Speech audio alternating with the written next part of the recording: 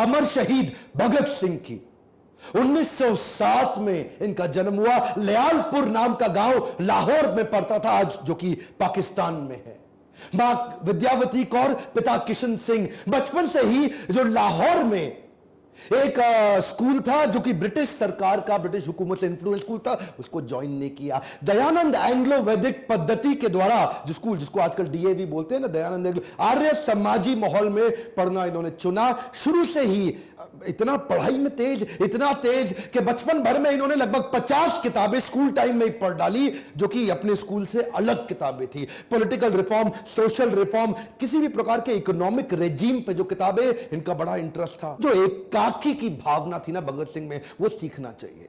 एकाकी की भावना। Selective listener थे, हर जगह खड़े नहीं होते थे, उठते बैठ, जिधर आजादी आजादी आजादी आजादी, ये भावनाएं दिमाग में बचपन से घुस गई। छोटे थे, 1919 में अप्रैल 13 को जलियांवाला बाग कांड हुआ। बस इतने छोटे से में 11-12 साल के 40 किलोमीटर दूर पैदल चले गए।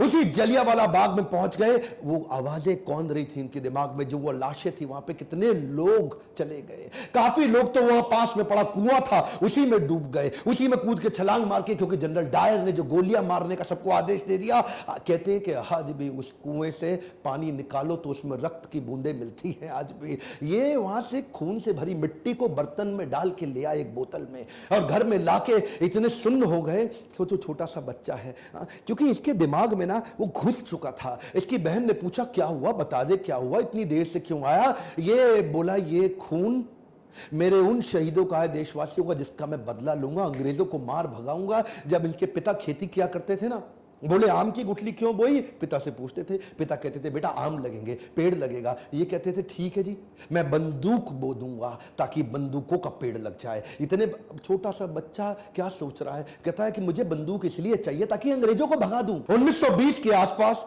गांधी को देश से बहुत ताकत, बड़ा सहयोग मिल रहा था। गांधी उस समय पावरफुल आवाज बन चुके थे देश की, जिन्होंने आम जनता की आवाज को उठाया। अहिंसावाद, वो क्या कहते हैं, मुझे लड़ना नहीं है, लड़े बिना अंग्रेजों को, गोरों को भगा दूंगा। नॉन कोऑपरेशन मूवमेंट चालू किया। ये नॉन कोऑपरेशन मूवमेंट आपने इतिहास, हिस्ट्री में जरूर पढ़ा होगा। क्या कहते हैं, असहयोग आंदोलन। गोरों का लाया, गोरों का बनाया, जो कुछ रिजेक्ट करते जाओ, रिजेक्ट करते जाओ, रिजेक्ट करते जाओ, पागल लोग चले जाएंगे देश से। गांधी बोले शांति से करा दूंगा इस काम को, और पूरा देश मान गया।